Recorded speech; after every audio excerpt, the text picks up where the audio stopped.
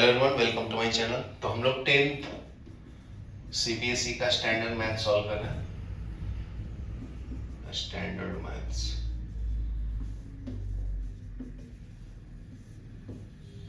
ठीक है। 2024 का पेपर सॉल्व कर रहे हैं, आउटसाइड दिल्ली का।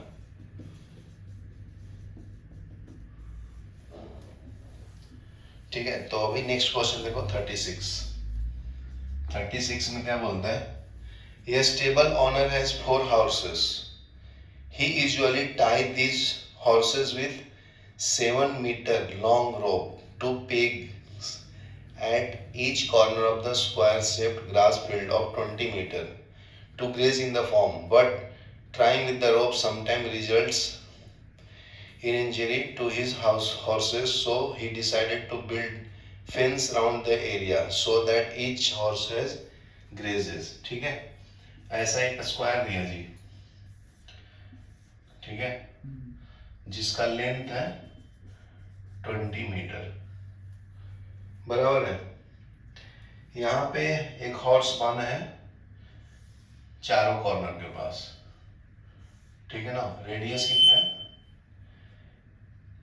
रेडियस है उसका 7 मीटर, तो इसका भी कितना है? 7 मीटर। 7 मीटर, ठीक है। तो बताना है but on the above find the area of the square shaped grace field. तो ये एरिया बताना है, ठीक है। तो देखो, ऐसा ऐसा मिलाकर, ये ऐसा पार्ट, ये ऐसा पार्ट मिलाकर एक सर्कल बन जाता है, तो ये एरिया ऑफ सर्कल आ जाएगा ना। तो एरिया ऑफ सर्कल क्या है जी? ये पाई आर स्क्वायर, ये है 22/7 इंटू 7 इंटू 7, 7 से गया 22 इंटू 7 मीटर स्क्वायर, 7 दूनी 14, 14 15, 154 मीटर स्क्वायर है ना। तो area of square shaded grass, ठीक है। तो पूरा अगर एरिया निकालना है तो area of the total field बताना है, ठीक है। तो मतलब ये स्क्वायर का एरिया बताओ पहले। ये तो मैं ग्रेस्ड पार्ट को बता दिया ना, जो हॉर्स ग्रेज कर रहे हैं, ठीक है। नेक्स्ट है area of square is equal to 20 into 20 metre square. ये कितना आएगा? 400 मीटर स्क्वायर, ठीक है ना। तो ये टोटल एरिया ऑफ द आ गया, ठीक है। और ये area of the circle of horse graze हो गया, ऑफ हॉर्स ग्रेज। यहाँ क्लियर है? उसका देखो बी पार्ट क्या है, ये दोनों आ गए अपना। बी पार्ट क्या है? If the length of the rope of the horse is increase from 7 to 10, find the area graze by the one horse, ठीक है। तो एक हॉर्स अगर रेडियस 7 से 10 हो जाएगा, ठीक है, तो area grazed by one horse, तो एरिया ऑफ सर्कल बाय 4 हो जाएगा ना, 4 क्वाड्रेंट। देखो 1 2 3 4, तो उसको 4 से डिवाइड करो, समझा ना। एक ही हॉर्स का निकालना है, 4 हॉर्स है ना, एक यहाँ पे, एक यहाँ पे, एक यहाँ पे, एक यहाँ पे, समझा। तो ये कैलकुलेट कर लो, 22/7 इंटू 10 इंटू 10 डिवाइड बाई 4, समझा। तो ये कैलकुलेट कर लेना, ये आ जाएगा 314/4, तो ये आ जाता है 78.5 मीटर स्क्वायर, ठीक है। तो फिर उसमें सेकंड पार्ट क्या बोलते हैं?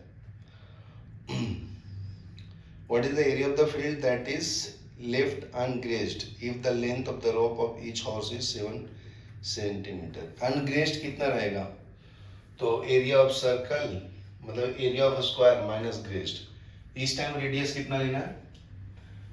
इसका सेकंड केस में आर का वैल्यू 7 सेंटीमीटर ही लेना है, ठीक है। तो सिंपल है, area of circle minus area of grazed निकाल दो, तो अनग्रेज्ड पार्ट आ जाएगा ना। तो area of ungrazed is equal to area of a square minus area of grazed grass by horse। ठीक है, तो ये हो जाएगा 400 माइनस 154 मीटर स्क्वायर। तो ये कितना आएगा 6, ये अगर 9 में से 5 गया 4, ये 3 में से 1 गया 2, 246 मीटर स्क्वायर। लिख लो। नेक्स्ट देखो 35 क्वेश्चन। 35 में क्या बोलता है, a solid iron pole consist of solid cylinder of height 20 centimetre and base diameter 28 centimetre is surrounded by another cylinder. ठीक है, solid iron pole consist of solid cylinder of height. तो ऐसा एक सिलेंडर बना लो।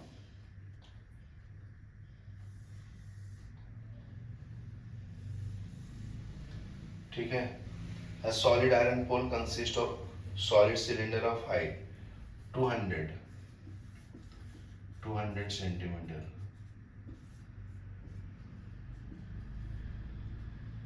having diameter, ये d का value दिया 28 centimetre,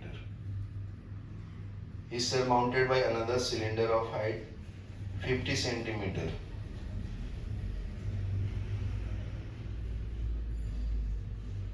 इसका हाइट कितना दिया है 50 सेंटीमीटर। ठीक है, इसका रेडियस कितना है जी 7 centimetre. Find the mass of the pole given that 1 centimetre cube of iron has approximately 8 gram. ठीक है, ठीक है, तो अगर 1 सेंटीमीटर क्यूब रहेगा तो 1 सेंटीमीटर क्यूब 8 ग्राम मास कंटेन करता है। ठीक है, यहाँ तक क्लियर है। तो क्या करना, दोनों का वॉल्यूम निकालने का और ऐड कर देने का आंसर आ जाएगा। ठीक है, क्योंकि तुम्हें मास निकालना है, टोटल मास ना, तो ये वॉल्यूम से रिलेटेड है। तो बहुत सिंपल है, volume of this cylinder plus volume of this cylinder. समझा। तो इसका रेडियस कितना आएगा जी 28/2, कितना आता है 14 सेंटीमीटर। तो लिख लो total volume of pole is equal to volume of bigger cylinder plus volume of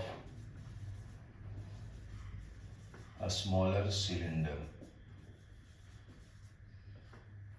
ठीक है, तो टोटल वॉल्यूम कितना आ जाएगा pi R square H plus pi R square H.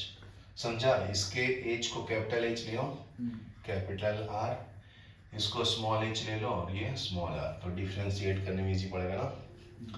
तो पाई कॉमन है, तो यहाँ पे आर का वैल्यू कितना है 14 इंटू 14, एच का वैल्यू कितना है 200 प्लस यहाँ पे आर का वैल्यू है 7 इंटू 7, एच का वैल्यू कितना है 50, बराबर ना। तो ये कैलकुलेट कर लो 22/7, इसमें से मैं 7 कॉमन ले लेता हूँ और इसमें से 50 कॉमन ले लेता हूँ, तो इसमें क्या बचेगा 7 दूनी 14 ना, तो 2 इंटू 2, 50 कॉमन लिया तो इसको डिवाइड करेगा तो 40 आएगा ना, 5 को 20, 4 आएगा ना, 50 कॉमन ले लियो।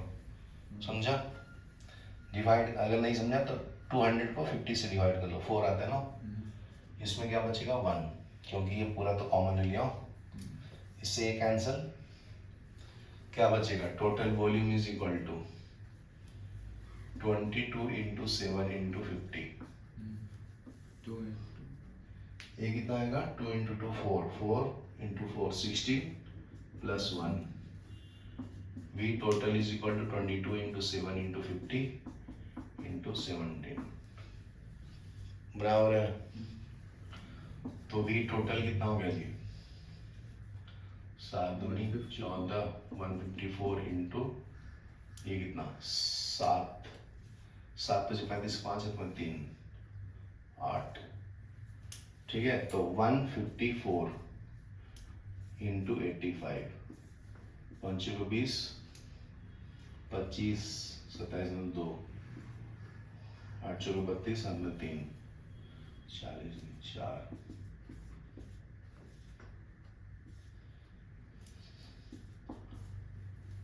B total is equal to 13090, एक और जीरो ऑलरेडी है ना, सेंटीमीटर क्यूब। तो 1 centimetre cube is equal to 8 gram है, 8 ग्राम मास। तो 13090 centimetre cube is equal to 8 gram mass into 13090 zero. तो मल्टीप्लाई कर लो, 2 जीरो डालो, 9 8 72, फिर 8 3 के 24 अंदर 2, तो इतना आएगा मास। ठीक है, इतना ग्राम मास। चलो ये लिख लो, फिर आगे बढ़ते हैं। नेक्स्ट देखो 35 का बी क्वेश्चन क्या है। A medicine capsule in the shape of cylinder with 2 hemisphere stuck to each of its end. ठीक है, the shape of cylinder। तो ऐसा एक कैप्सूल है, मेडिसिन कैप्सूल, ये सिलेंडर है और 2 हेमिस्फीयर इससे ऐसे कनेक्टेड। ठीक है, at the end of the cylinder the length of entire capsule is 14 mm। यहाँ से यहाँ तक का डिस्टेंस कितना है जी? 14 mm बराबर है। Diameter of the capsule is 4 mm, मतलब ये जो डायमीटर है वो कितना है? 4 millimetre. Find its surface area, also find its volume. ठीक है, तो find surface area and volume, बहुत सिंपल है, समझ में आया? तो ये टोटल लेंथ है, तो इसका रेडियस कितना आएगा? रेडियस 2 mm आएगा, बराबर है ना? तो ये ऐसे रेडियस हो जाएगा इसका 2, ये आपका 2 हो गया, ये रेडियस हो गया 2। तो ये माइनस करो तो ये लेंथ आ जाएगा L1, कितना आएगा? 14 माइनस 2 ना, तो L1 का वैल्यू 14 माइनस 4 कितना आ जाएगा? 10 mm L1 का वैल्यू। यहाँ तक क्लियर है? तो कर लो फिर, सिंपल है। तो देखो सर, पहले सरफेस एरिया निकालना है, तो सरफेस एरिया ऑफ सिलेंडर कितना होता है बताओ? क्या होता है? 2 पाई RH ना। और दूसरे का सरफेस एरिया क्या आएगा? सरफेस एरिया ऑफ हेमिस्फीयर, ये क्या है? 2 पाई R² बराबर है। हेमिस्फीयर का 2 हेमिस्फीयर है ना, एक इधर भी है एक इधर भी है, तो इसको 2 से मल्टीप्लाई कर दो, तो ये हो जाएगा 4 पाई R² बराबर है। तो अभी टोटल सरफेस एरिया चाहिए। टोटल सरफेस एरिया क्या आएगा? दोनों को ऐड कर देंगे, इक्वेशन 1 एंड 2 को, तो 1 + 2 ऐड कर दो, तो ये आ जाएगा 2 पाई RH प्लस 4 पाई R² बराबर है। तो बाहर क्या ले सकते हैं जी? 2 पाई R कॉमन ले सकते हैं, इसमें क्या बचेगा? H, इसमें क्या बचेगा? R। 2 इंटू 22/7, R का वैल्यू 2 है, H का वैल्यू कितना है? सिलेंडर का हाइट कितना बचा? 10, तो 10 + 2 बराबर है। तो ये आ जाएगा तुम्हारा टोटल सरफेस एरिया, ये कितना आएगा? 2 इंटू 22/7 इंटू 2, ये ऐड करेंगे 10 + 2 12, समझा? तो इतना आ गया। सॉल्व करना तो कर लो, ये 44, ये इंटू 24 डिवाइड बाई 7, तो ये 44 इंटू 24, 6 को 16 में 16 1 17, 4 दूनी 8, 7 4 5 9 10, ठीक है। तो 1056/7, तो ये कितना आएगा? एक 7×5 = 0.8×7 = 56 4 7 ठीक है, इतना mm² आ गया तुम्हारा टोटल सरफेस एरिया। ठीक है, अभी वॉल्यूम निकालना है, वॉल्यूम तो निकालना इजी है। तो इसका सेकंड पार्ट है ना, बी लेन। सेकंड पार्ट है volume of total capsule is equal to volume of cylinder plus hemisphere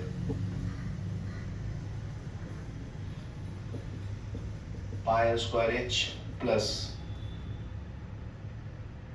इसका 2/3 πr² प्लस 2/3 πr²। ये समझा ना, दो हेमिस्फीयर है ना, तो एक का वॉल्यूम होता है 2/3 πr², 2/3 πr³ ना, क्यूब होता है। हेमिस्फीयर का 4/3 πr³ होता है, तो ये क्यूब। समझा? तो अभी जो कॉमन है वो बाहर ले लो, चाहे इसको ऐड करना तो कर लो। तो ये हो जाएगा πr² प्लस 4/3 πr², 4/3 πr³। तो टोटल वॉल्यूम कितना आ जाएगा? पाई कॉमन है, r² कॉमन है, h प्लस 4/3, ठीक है, r आएगा। तो ये आ जाएगा 22/7। रेडियस कितना है? 2 × 2। एज कितना है? 10 प्लस 4/3, आर का वैल्यू है 2। समझा? तो v total is equal to कितना आएगा? 22/7 × 4, ये ऐड कर लो, इसको एलसीएम लेंगे तो 3 से मल्टीप्लाई कर लो, और ये 8/3। समझा? तो v टोटल 22/7 × 4, 30 प्लस 8/3। तो ये v टोटल कितना हो जाएगा जी? 88/7 × 38/3। ठीक है, ये मल्टीप्लाई कर लो, आंसर आ जाएगा। चलो लिख लो। नेक्स्ट देखो 34, ये पहले भी किया हूँ, एक बार फिर से देखो क्या बोलता है। From a point on the ground the angle of elevation of the bottom and top of the transmission tower fixed at the top of 20 meter high building। ठीक है, ये बिल्डिंग है तो इसका हाइट कितना दिया जी?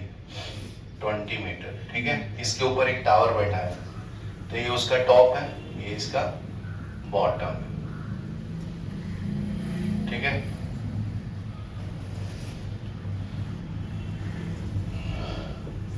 तो from point on the ground, तो एक पॉइंट है on the ground पर the angle of elevation of top of the bottom and top of the transmission tower is, तो यहाँ से ऐसे कनेक्ट कर दो, ये इसका बॉटम है, तो बॉटम को कनेक्ट करेंगे तो एंगल ऑफ एलिवेशन 45 डिग्री है। ठीक है, और अगर मैं टॉप को कनेक्ट करूंगा तो ये एंगल कितना है? 60 डिग्री। ये समझा? तो find the height of the tower, ये टावर का हाइट बताना है। समझा? तो कैलकुलेट कर लो, ये ए बी सी डी ले लेता। तो दो ट्रायंगल तुम्हें दिख रहा होगा ऐसा, ये मान लीजिए 60 डिग्री है, ये डिस्टेंस x मान लेता हूँ, तो ये x हो जाएगा। ठीक है, ये 60 डिग्री है, तो ये h प्लस 20, ये ए सी डी। समझा? और एक और ट्रायंगल बनेगा ऐसे, तो ये तुम्हारा बी सी डी, ये कितना है? 45 डिग्री। ये कितना है? x, ये कितना है? 20 मीटर, बराबर है। तो यहाँ पे अप्लाई कर लो, tan 60 degree is equal to h plus 20 divided by x। तो tan 60 कितना होता है? √3 is equal to h plus 20 by x। Cross multiply कर लो, √3 into x is equal to h plus 20। ये फर्स्ट इक्वेशन होगी। ठीक है, यहाँ पे सेकंड इक्वेशन अप्लाई करो, tan 45 डिग्री कितना होता है? 20/x ना, तो tan 45 1 होता है, तो 1 इज इक्वल टू 20/x, तो तो x is equal to 20 metre. याद क्लियर है? ये इक्वेशन 2 ले लो, ये 1 ले लो। तो सेकंड का वैल्यू फर्स्ट में डालो, पुटिंग सेकंड इन फर्स्ट। तो ये क्या है? √3x। तो x की जगह पे क्या डालना है? 20, तो यहाँ पे 20 डाल दो। समझा? तो पहले लिख देता हूँ, √3x is equal to h plus 20। तो √3 into 20 is equal to h plus 20। तो h is equal to √3 into 20 minus और 20। इसको लेफ्ट में ले लिया, ठीक है? तो 20 कॉमन है, √3 माइनस 1 मीटर हाइट आ जाएगा टावर का। चलो लिख लो। देखो 33 में क्या बोलता है? State and proof basic proportionality theorem. Basic proportionality theorem, तो इसको स्टेट करना था, मतलब स्टेटमेंट क्या है जी? ठीक है, statement of basic proportionality theorem क्या है? Basic proportionality theorem, basic proportionality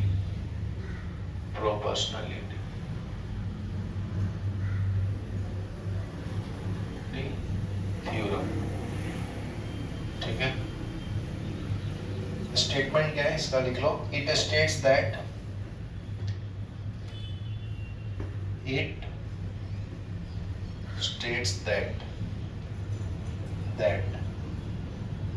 if a line is parallel to a side of a triangle, to the side of a triangle which intersects other side into two distinct point, then line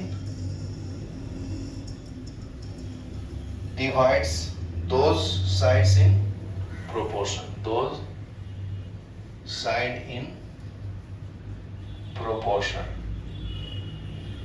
ठीक है? तो एक triangle draw कर लो ABC, ठीक है? इसके parallel इसका PQ parallel to BC side है, ठीक है? तो ये क्या बोलता है कि this divided by this is equal to this divided by this. इसी को बेसिक प्रोपोर्शनलिटी थ्योरम बोलता है। तो इसको प्रूव करना है, तो गिवन लिख लो, a triangle ABC in which we draw a line PQ, ठीक है, parallel to side BC of triangle ABC, ठीक है? PQ को ड्रॉ किया हूं पैरेलल टू BC, ठीक है? एंड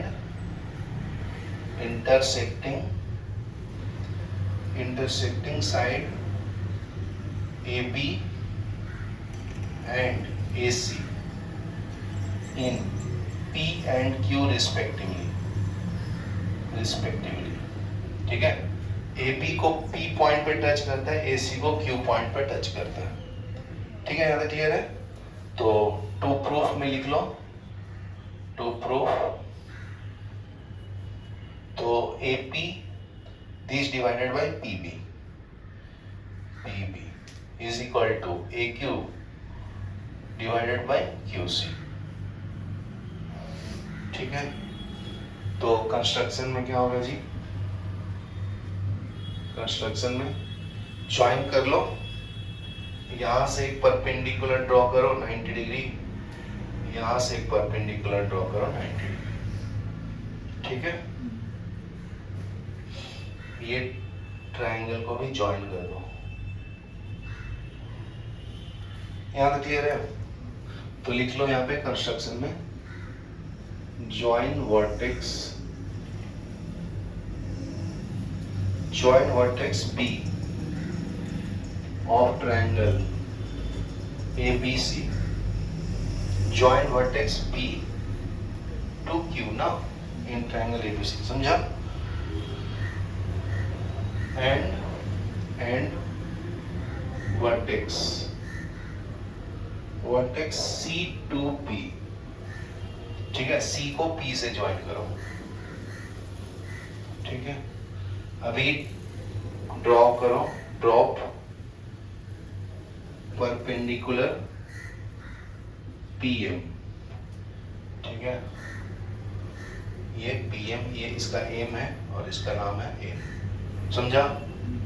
तो draw PM perpendicular on AC and QN on AB. QN किधर है? QN, तो ये AB के ऊपर परपेंडिकुलर ड्रॉ किया, याद क्लियर है? तो अभी सॉल्व कर देंगे, समझ में आया ना? दो परपेंडिकुलर ड्रॉ कर लिया, ये आपका है NQ और दूसरा है PM, याद क्लियर है? तो प्रूफ में लिखो, प्रूफ में है area of triangle APQ is equal to APQ, ऐसे ड्रॉ कर लो छोटा सा, तो क्लियर हो जाता है। APQ ये ऐसे 90 डिग्री है, तो मतलब ये बेस हो गया और ये हाइट हो गया। एरिया ऑफ ट्रायंगल क्या होता है? बेस इंटू हाइट ना, 1/2 बेस इंटू हाइट, 1/2। बेस क्या है यहाँ पे? AP इंटू ये क्या है? इन और Q, इन Q, समझा? Base into height. नेक्स्ट है दूसरा एरिया, लिखो एरिया ऑफ ट्रायंगल APQ। अभी ये वाले को परपेंडिकुलर लूंगा, ये वाले को बेस लूंगा। Area of triangle APQ, same triangle है लेकिन उसमें 90 डिग्री ऐसे, समझा? ये तुम्हारा APQ और ये M है, ये इसमें हाइट है और ये इसका बेस है, समझा? तो 1/2 बेस का वैल्यू क्या है? AQ है, हाइट कितना है? PM है। ये इक्वेशन 1, ये 2 है, समझा? ये समझा क्या?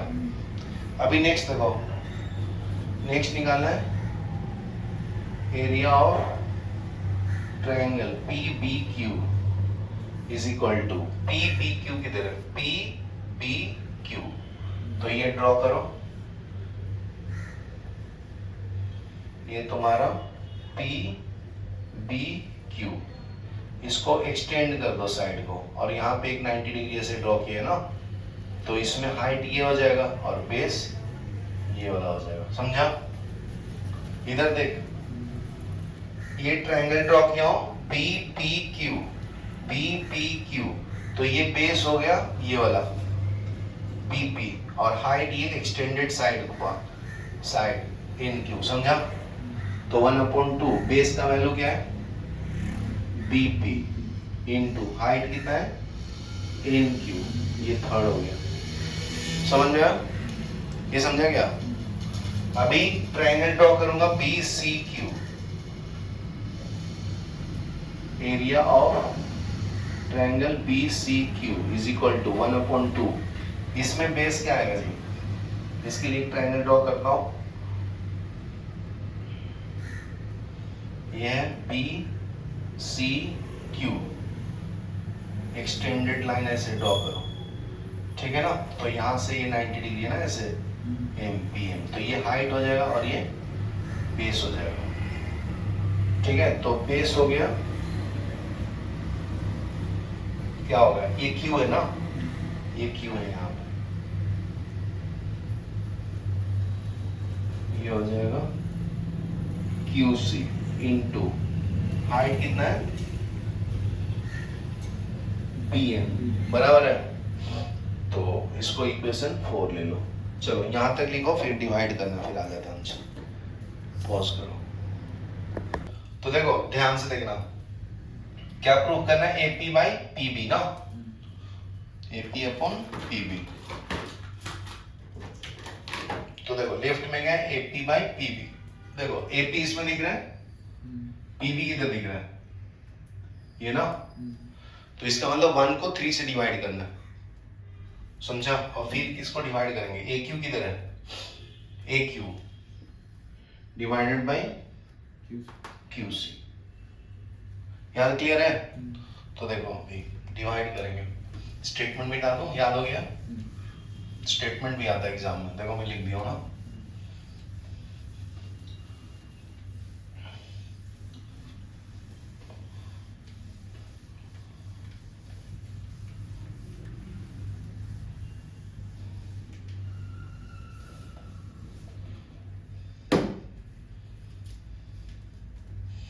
चलो अभी डिवाइड कर लो फिर, ठीक है। Now the ratio of the triangle APQ and BPQ, ठीक है।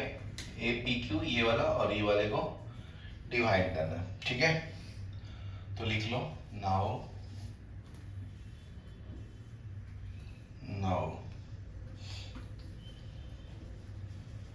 Ratio of area of triangle APQ and triangle BPPQ, तो लिख लो area of triangle APQ divided by area of triangle BPQ is equal to, मतलब equation 1 को 3 से divide करो ना, इक्वेशन 1 डिवाइडेड बाय 3।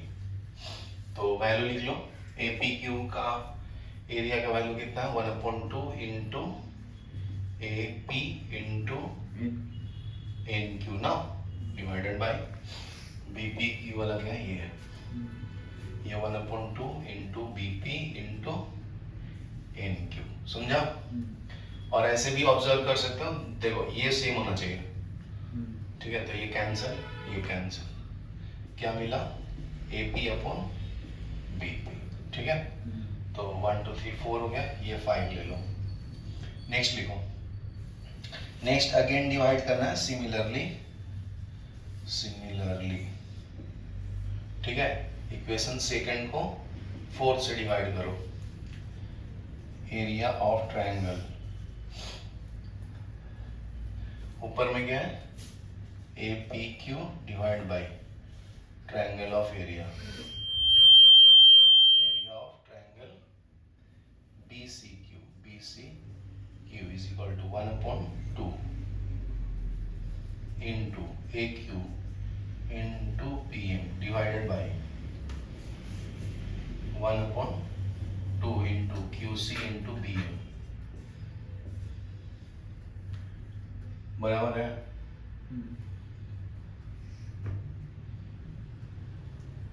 इसमें आपने BM क्यों लिया? ये PM नहीं लिया ना, ये P था ना। आपने मतलब फोर्थ इक्वेशन में BM कैसे लिया है? QC और BM, PM होगा ना, PM,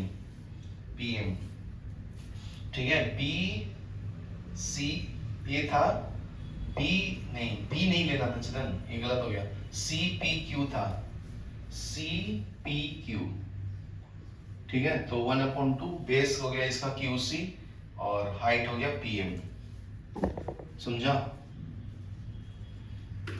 ये हाइट हो गया PM। तो ये हो गया, इसको फिर से मैं ड्रॉ कर देता हूँ, ये वाला तो, ठीक है। तो ये तुम्हारा ऐसा दिखेगा जी, ये हाइट हो गया, ये P और ये M, ये Q और ये C, ठीक है। तो ये तुम्हारा बेस हो गया, ये तुम्हारा हाइट हो गया, बराबर है। तो कैलकुलेट कर लो, 1/2 QC इंटू PM, इससे कैंसिल होगा, ये is equal to AQ by QC, बराबर है। ये 6th इक्वेशन हो गया, ठीक है। तो देख सकते हो सेम ही है ना दोनों, समझ गया। तो BPQ is equal to QCP BPQ, ठीक है। तो अभी नेक्स्ट पॉइंट लिखो, but area of triangle area of triangle P B Q is equal to area of triangle Q C P. ठीक है, बी पी क्यू और सी पी क्यू ये same base पे बना है ना। देखो ये ट्रायंगल को ऐसे ड्रॉ करूंगा तो एक ऐसा ट्रायंगल है, ये ऐसा है, ये है P है, ये C है, ये P है, ये Q है, समझा। तो दोनों जो ट्रायंगल है दोनों सेम बेस पे बना है ना, तो सेम बेस पे बनता है कोई भी ट्रायंगल तो एरिया सेम होता है, तो इसलिए मैं सेम लिखा हूँ। बी पी क्यू अगर अलग से ड्रॉ करना है तो अलग से कर लो, ये बी पी क्यू, समझा। और दूसरा ट्रायंगल ऐसा है, ये है पी क्यू सी, ये दोनों इक्वल है ना, सेम बेस पे, तो एरिया सेम होगा ट्रायंगल 1 एंड 2 का, समझा। तो इसका रीजन क्या लिखना है, since area of triangle on same base and between same parallel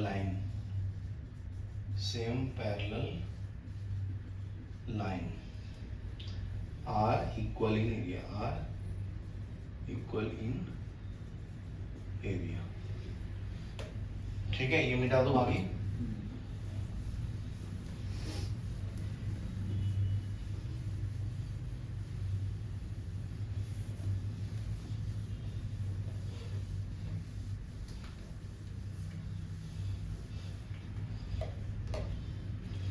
ठीक है, तो BPQ कौन सा है, ये वाला, और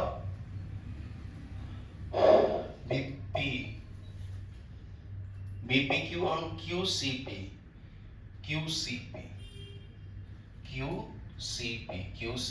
ये वाला, ये दोनों एरिया सेम है ना, और ये दोनों सेम हो गया तो इस तो कैंसिल हो गया ना फिर, समझा। इसका मतलब इक्वेशन 5 को 6 से डिवाइड करना है। ठीक है, तो कर लेते हैं जी, dividing equation 5th bye 6th, समझा। ये तुम्हारा 7th ले लो, करके बताता हूं अभी। ठीक है, तो इधर लिख दो area of triangle APQ divided by area of triangle BPQ divided by area of triangle APQ divided by area of triangle BCQ is equal to, ये क्या है, AP upon BP divided by AQ by QC, समझा।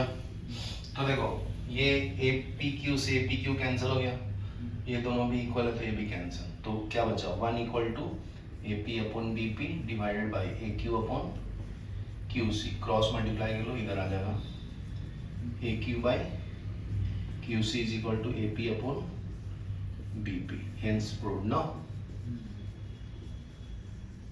चलो लिख लो, pause करो।